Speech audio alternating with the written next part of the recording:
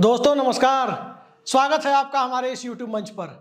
दोस्तों, पाकिस्तान के संसदीय चुनाव हो चुके हैं और पाकिस्तान के संसदीय चुनाव का जो नतीजा है वो कमोबेश बिहार विधानसभा के 2020 के नतीजों से मिलता जुलता नतीजा है। अब सवाल ये उठता है कि जब पाकिस्तान के चुनाव का नतीजा बिहार के विधानसभा चुनाव के नतीजे से मिलता जुलता है तो फिर पाकिस्तान का नीतीश कुमार कौन है, पाकिस्तान का तेजस्वी यादव कौन है और पाकिस्तान का सम्राट चौधरी कौन है।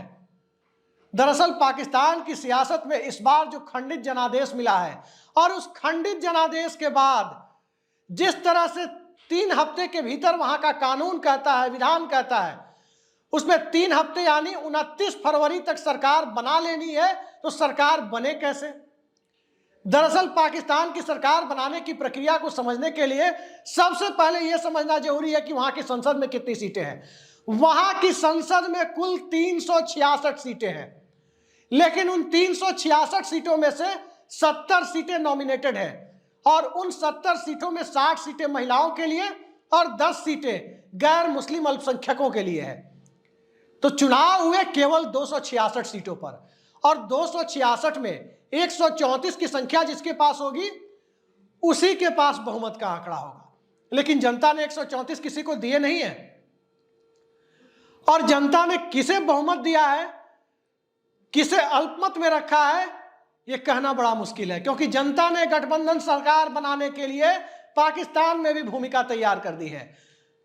शायद भारत में एक दलीय व्यवस्था को देख करके पाकिस्तान के लोगों ने प्रेरणा ली हो कि नहीं, पाकिस्तान में न्यूनतम साझा कार्यक्रम वाली सरकारें चाहिए, वैसी सरकार जो भारत में 1989 से लेकर 2014 के 25 सालों में चली और भारत में जीडीपी ग्रोथ रेट को इस बहुमत की सरकारों की जगह गठबंधन सरकारों ने जिस ऊंचाई पर पहुंचाया, हो सकता है पाकिस्तान की जनता को उससे प्रेरणा मिली हो। खैर, 266 सीटों के चुनाव के पहले यह जान लेना जरूरी है कि जो 3 बड़े खिलाड़ी हैं पाकिस्तान की राजनीति में, एक हमारे जैसे 90 के दशक में अपना बचपन बिताने वाले नौजवानों के, आज के नौजवानों के और उस दौर में बचपन बिताने वालों के हीरो, सबसे बड़े हीरो, रिवर्स स्विंग के उस्ताद इमरान खान। क्या जलवा था इमरान खान का तब, लेकिन क्या वही जलवा पाकिस्तान की राजनीति में आज भी है। पूरी दुनिया में रिवर्स स्विंग का जलवा क्रिकेट के मैदान पर बिखेरने वाले इमरान खान ने पाकिस्तान की जनमत को कम से कम इस लायक जरूर बना दिया है कि अब वहां रिवर्स स्विंग की गुंजाइश बन जाए। लेकिन रिवर्स स्विंग की जो गुंजाइश बनाने की बात हो रही है वो हुई क्यों? तो सबसे पहले पाकिस्तान में इमरान खान की पार्टी की मान्यता रद्द की गई।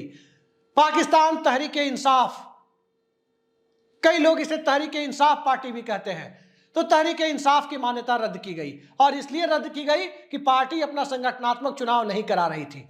लिहाजा इमरान खान के समर्थक निर्दलीय चुनाव लड़े और 266 सीटों में से 93 सीटें, 93 सीट्स इमरान खान की पार्टी को, इमरान खान समर्थक निर्दलियों को मिली। और वहीं नवाज शरीफ की पार्टी पाकिस्तान मुस्लिम लीग को 75 सीटें मिली। आसिफ अली जरदारी और बिलावल भुट्टो जरदारी, जी हां, बेनजीर भुट्टो के बेटे बिलावल भुट्टो जरदारी, उनकी पार्टी को 54 सीटें मिली। वहीं मुहाजिर कौमी मूवमेंट के नेता और कराची में अपना जनाधार रखने वाले, सिंध प्रांत में खासकर अपना जनाधार रखने वाले अल्ताफ हुसैन की पार्टी MQM, मुहाजिर कौमी मूवमेंट को 17 सीटें मिली है। 27 सीटें छोटे दलों और दूसरों के खाते में गई है, निर्दलियों के खाते में। तो अब 134 का आंकड़ा कैसे पूरा हो? 134 से सरकार बन जाएगी, लेकिन बहुमत का आंकड़ा आनुपातिक प्रतिनिधित्व के आधार पे जो नॉमिनेटेड 70 सीटों का मैंने जिक्र किया उस आधार पर तय होगा। 10 तो अल्पसंख्यक समुदाय को दी जाएंगी, लेकिन जो 60 सीटें हैं उन 60 सीटों में जो महिलाओं के लिए आरक्षित है, उन महिला आरक्षित 60 सीटों में पाकिस्तान में 3.5 सीटों पर एक महिला सांसद नॉमिनेट करने का अधिकार किसी पार्टी को होगा। 3.5 सीटों के बराबर एक महिला सीट, यानी यदि किसी पार्टी को 70 सीटें मिली तो वो 70 को 3.5 से भाग दिया जाए तो 20 आता है, तो 20 लोगों को नॉमिनेट कर सकता है। तकरीबन 21 या 22 लोगों को नवाज शरीफ की पार्टी नॉमिनेट कर सकती है। 15 या 16 लोगों को बिलावल भुट्टो जरदारी की पाकिस्तान पीपुल्स पार्टी नॉमिनेट कर सकती है, लेकिन इमरान खान की पार्टी किसी को नॉमिनेट नहीं कर सकती, क्योंकि इमरान खान के सारे कैंडिडेट निर्दलीय जीते हैं। उनकी पार्टी को कहीं से भी इमरान खान की पार्टी को नॉमिनेट करने का, महिला वाली सीटों पर नॉमिनेट करने का अधिकार नहीं है, क्योंकि सभी निर्दलीय है। सेना का समर्थन बताया जाता है कि नवाज शरीफ की पार्टी को है, पाकिस्तान मुस्लिम लीग पीएमएल को। पाकिस्तान की सियासत में सेना का कितना दखल है यह किसी से छुपा हुआ नहीं है। तो पाकिस्तान के नतीजों में एक तरफ 93 इमरान खान के साथ, दूसरी तरफ नवाज शरीफ के साथ 75 और तीसरी तरफ बिलावल भुट्टो जरदारी के साथ 54 सीटें हैं। सबको प्रधानमंत्री बनना है। इमरान खान की पार्टी को भी अपना प्रधानमंत्री बनाना है।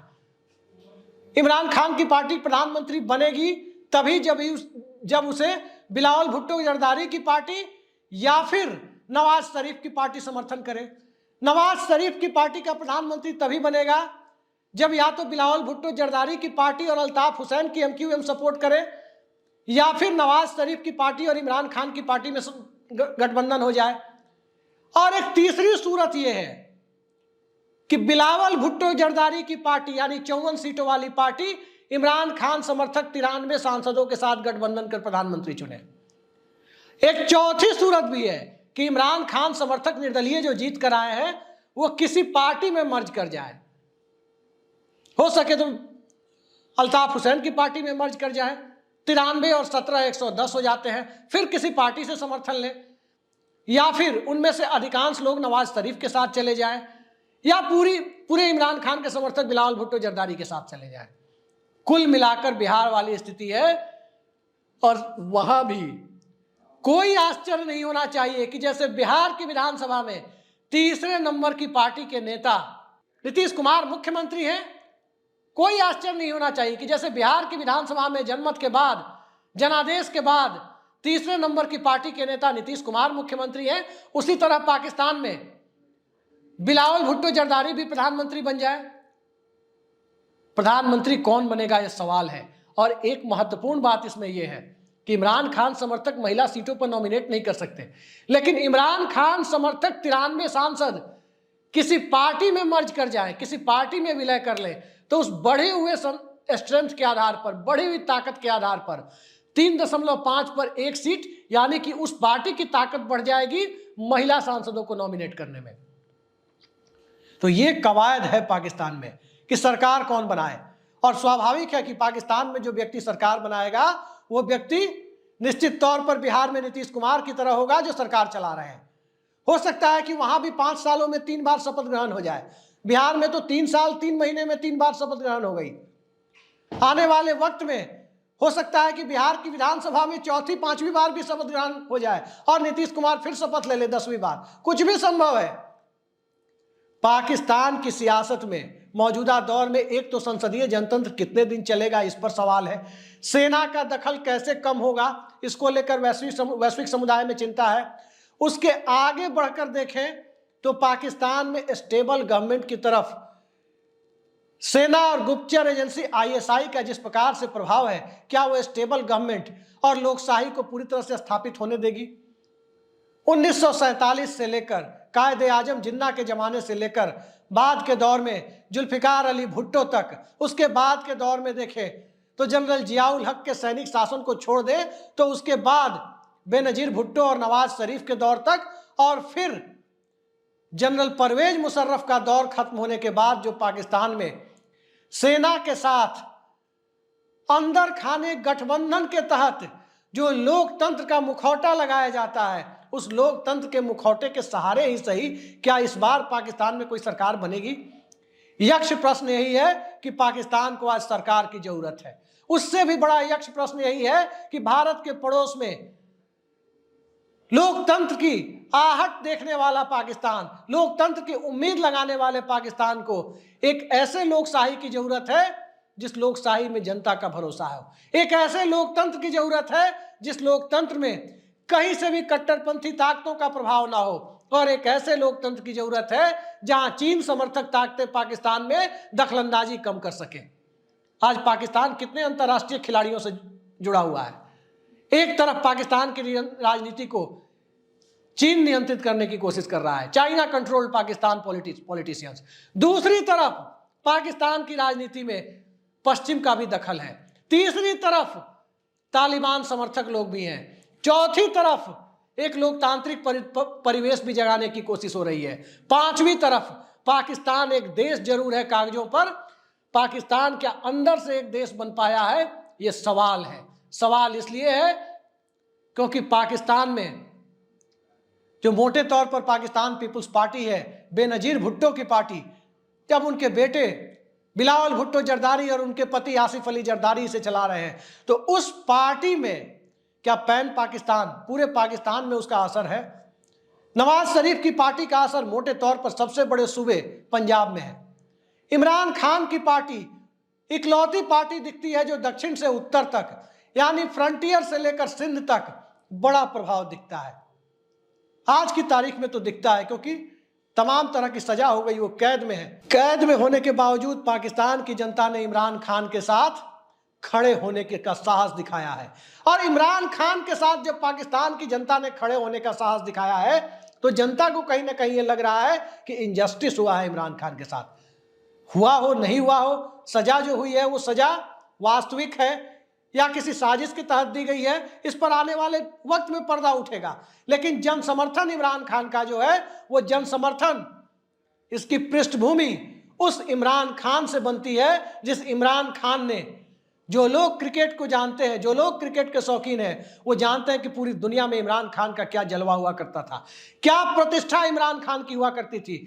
पहला पाकिस्तानी नागरिक जिसने दुनिया के नक्शे पर पाकिस्तान को एक इज्जत की जगह दिलाई थी, जिसे वहां के हुक्मरानों ने, वहां की सेना के साथ लोकतंत्र को कुचलने वाले लोगों ने धूल धूसित करने में कोई कोर कसर नहीं छोड़ी।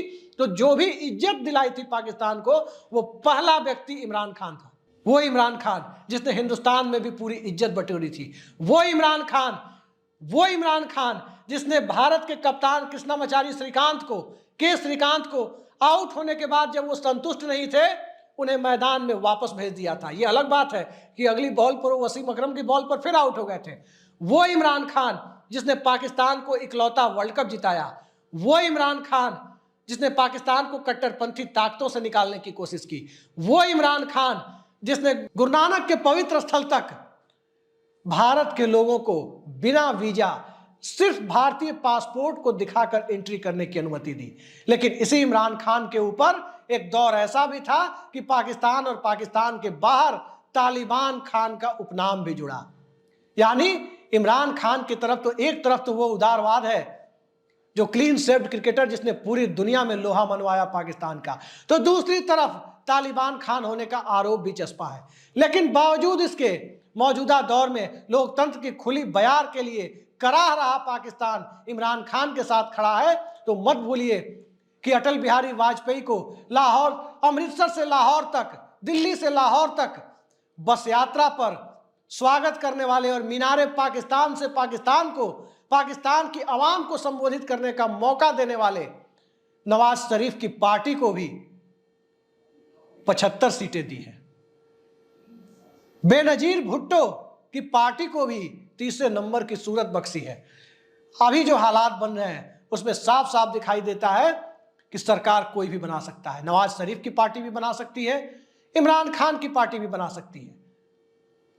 लेकिन जो ज्यादा संभावना दिख रही है कि जैसे बिहार में तीसरे नंबर की पार्टी नीतीश कुमार ने सरकार बनाई, पूरी संभावना है कि पाकिस्तान की राजनीति के युवराज और तीसरे नंबर की पार्टी जो पाकिस्तान में है, पाकिस्तान पीपुल्स पार्टी, उसके नेता बिलावल भुट्टो जरदारी प्रधानमंत्री पद की शपथ ले सकते हैं।